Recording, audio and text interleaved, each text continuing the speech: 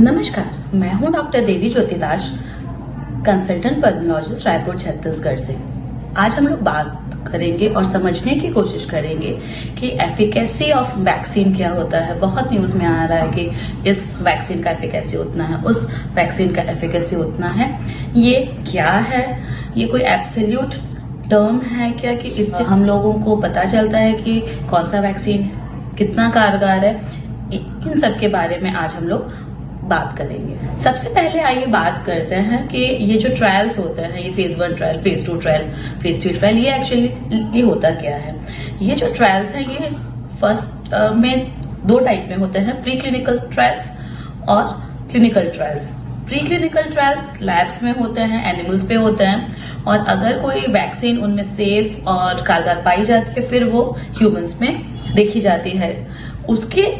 उसको बोलते हैं क्लिनिकल ट्रायल, और उसके वेरियस फेजेस होते हैं, फेज 1, फेज 2, फेज 3, कभी कभी फेज 4 भी होता है। फेज 1 ट्रायल कम लोगों में होता है, टेंस ऑफ पीपल, 50, 70, 80 इसी अराउंड, और उसमें मेनली सेफ्टी देखी जाती है कि मतलब ये सेफ है कि नहीं। जो फेज 2 ट्रायल होता है ये हंड्रेड्स ऑफ पीपल में होता है, और थोड़ा ज्यादा हो सकता है, 700, 800, 1000 अराउंड। और जो फेज 3 होता है ये हजारों लोगों में होता है, 20,000, 30,000, 40,000 इस तरह होता है। तो फेज 3 के बाद मोस्टली अप्रूवल मिल जाता है और वो वैक्सीन रोल आउट हो जाती है अगर वो कारगर सिद्ध होती है। कभी कभी कुछ वैक्सीन्स का इसके बाद जब वो रोल आउट हो जाती है जनरल पॉपुलेशन के यूज के लिए, उसके बाद भी उसकी सेफ्टी, उसके लॉन्ग टर्म इफेक्ट्स देखे जाते हैं लोगों में, उसको फेज 4 ट्रायल बोलते हैं। फेज 2 ट्रायल के बाद मोस्टली डोज फाइनलाइज होती है, और फेज 3 के बाद एफिकेसी हम लोगों को ज्यादा से ज्यादा पता चलती है। ये जो ट्रायल होता है ये होता कैसा है? जितने भी लोग एनरोल होते हैं, से 100 लोग एनरोल हुए, उसमें से आधों को वैक्सीन लगाई जाती है और आधों को प्लासेबो या डमी वैक्सीन लगाई जाती है। वैक्सीन जैसी ही कोई चीज जिसमें वैक्सीन नहीं होती तो उसका असर नहीं होता है। मोस्टली ये इनर्ट चीजें होती हैं जिससे कि तबीयत सुधरती या घटती नहीं है। तो अब उन लोगों को फिर सोसाइटी में भेज दिया जाता है, और उसके बाद उन लोगों में देखा जाता है कि कितने लोगों को इन्फेक्शन हो रहा है, कितने लोगों को हॉस्पिटलाइजेशन की जरूरत पड़ रही है, कितने लोगों में डेथ हो रही है। इन सब चीजों को फॉलो किया जाता है। एफिकेसी जो होती है वो होती क्या है? Efficacy relative reduction in infection rate, मतलब जिनको वैक्सीन नहीं लगा है उनसे आपको अगर लगता है तो कितना आप में इन्फेक्शन होने का चांस कम हो सकता है। लेकिन इस चीज का ध्यान रखिए कि वो जो एफिकेसी आ रही है स्टडीज में, वो उस पर्टिकुलर ट्रायल के दौरान है, वो उन लिमिटेड नंबर ऑफ लोगों में है। ये उस वक्त है जब ये बीमारी का प्रिवलेंस इतना ही था, या उस समय है कि जब वायरस में ये म्यूटेशन थे या ये वेरिएंट उसमें नहीं था। तो बहुत बार हम लोग ये देखते हैं कि जो ट्रायल में एफिकेसी होती है वो जब जनरल पॉपुलेशन में रोल आउट होती है वैक्सीन, वो नहीं होती है।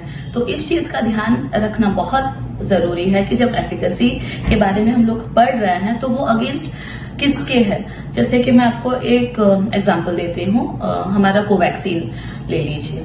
वो सिम्टोमेटिक कोविड, मतलब कोविड के सिम्टम्स के अगेंस्ट में ऑलमोस्ट 80% एफिकेशियस है, लेकिन सीवियर डिजीज के लिए वो 94% एफिकेशियस है। मतलब वो सीवियर डिजीज को और ज्यादा रोकता है। डेल्टा वेरिएंट के अगेंस्ट में वो ऑलमोस्ट 65% एफिकेशियस है। तो इस तरह से एफिकेसी किस चीज के अगेंस्ट में है उसके हिसाब से बढ़ सकती है।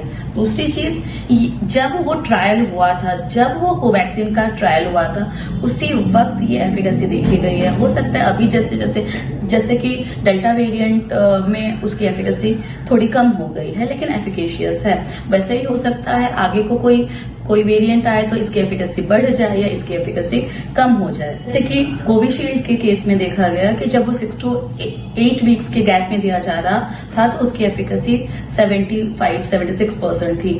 अब जब वो 12 to 16 वीक्स के गैप में दिया गया तो उसकी एफिकेसी बढ़ के 80 to 84 हो गई है।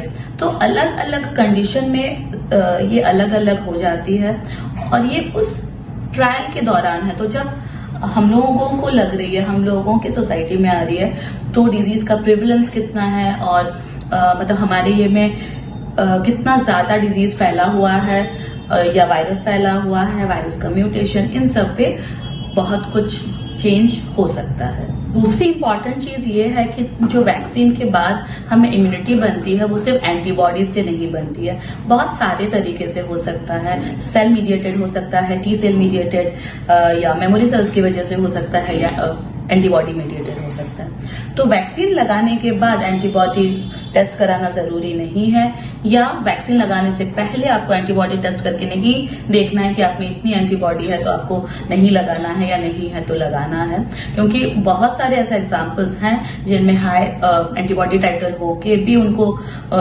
इन्फेक्शन हुआ है या जिनमें नहीं था एंटीबॉडी लेवल सफिशिएंट लेकिन उनको अभी तक इन्फेक्शन नहीं हुआ है। तो बहुत सारे तरीकों से ये इम्यूनिटी माउंट होती है, तो इसको आप एंटीबॉडी लेवल से कोरिलेट ना करें। तो इसलिए जब आप एफिकेसी के बारे में सोचें तो आप ये देखें कि इसलिए डेथ के अगेंस्ट, सीवियर डिजीज के अगेंस्ट अगर वो एफिकेशियस है तो वो हमारे लिए एक्सेप्टेबल है, क्योंकि अगर कोविड हमें होता है और सर्दी बुखार हो के बस निकल जाता है तो वो हमारे लिए एक्सेप्टेबल हो सकता है। जो ये महामारी का भयानक रूप था वो उसकी वजह से जो इतनी हॉस्पिटलाइजेशंस हुई, उसकी वजह से जो इतनी डेथ्स हुई, उनकी वजह से है। और अभी हमारे पास जितने वैक्सीन अवेलेबल हैं मोस्टली उनकी एफिकेसी 75 to 85% के बीच में है, बहुत ज्यादा डिफरेंस नहीं है अगर हम लोग सही मायने में उसको देखें और रियल वर्ल्ड डेटा उसका देखें। स्पुतनिक के अभी और भी रिजल्ट्स आने बाकी हैं, तो आगे आगे हम लोगों को और ज्यादा पता चलेगा। इसलिए आप इतना ज्यादा एफिकेसी के अगेंस्ट में ना सोचें और मेरे हिसाब से जो वैक्सीन अवेलेबल है और जो आपको आराम से मिल रही है, एट द अर्लीस्ट मिल रही है, जल्द से जल्द जो आपको अवेलेबल हो रही है, वो आपके लिए बेस्ट वैक्सीन है। तो आप पर्टिकुलर वैक्सीन के लिए वेट करके इंतजार ना करें, क्योंकि उस दौरान अगर आपको कोविड का इन्फेक्शन होता है तो फिर बहुत ज्यादा दिक्कत हो सकती है। तो इसलिए जल्द से जल्द जो भी वैक्सीन अवेलेबल है वो आप लगवाइए और सबको कोविड के कहर से सुरक्षित रखिए। Thank you.